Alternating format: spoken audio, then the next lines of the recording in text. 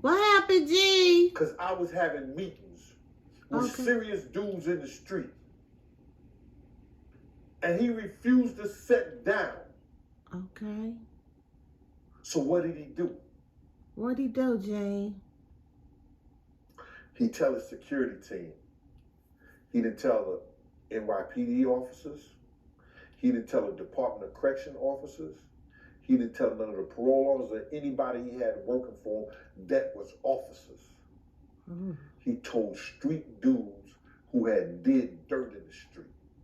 Mm. When y'all see Gene, y'all do him dirty. Dang. Y'all beat him up. He ain't tell him to beat me up. What I look like getting beat up? What a grown man look like? Somebody smacking him around and hitting him and all this shit like that. Look, I ain't taking no ass whooping. I ain't took an ass whooping since the doctor spanked me on my fucking ass. I ain't took an ass whooping since my mom and my daddy. I heard that. Calm down, G. I don't know what an ass whooping look like or feel like. Mm. What he look like telling somebody to whoop my ass? Oh, you found out. He didn't tell him that. He wanted me in the dirt and was trying to rock me to sleep. Oh. He knew where I was at. Everybody knew on Fridays and Saturday nights, Sunday nights, you could catch me at Sue's Rendezvous in front of the door. Dang. Uncle Paulie seen him plenty of times up there. Everybody knew I ran and took care around with K. Slade. Puff came to the Kingdom basketball tournament. I ran the security there. Mm. Sent me a wad of money like this. Damn. Paul came and said, yo, Gene, Puff wants you to hire this, man. He said, give the security something, you take the rest. I said, man, take that shit the fuck up out of here. You can't give me a dime for that, nigga. Whoa. I know Paul cuffed that shit. Don't care. Me and Jewel was in Sin City, one of the top strip clubs in the Bronx.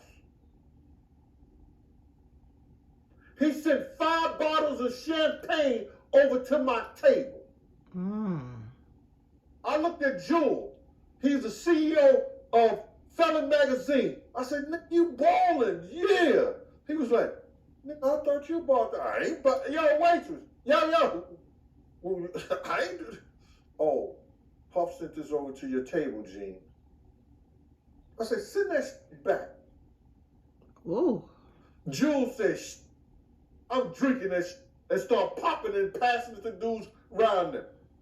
I left from the area and got my own table. I heard that. You're not rocking me to sleep. You never rocked me to sleep. Though I worked for you, you wasn't doing no dirty shit. That's why my days was with you when you had your kids. Because you knew you couldn't do that dirty shit around me. Mm. And that's a good judgment on your behalf. Roger Barnes got on that show and said, he said, yo, we seen Gene plenty of times. But we knew Puff was a piece of shit. And we had to live in Harlem. That's because we know the same people. Damn. When Roger Barnes talk to people about me, they're going to say, Gene a stand-up dude. Gene was all right, bro.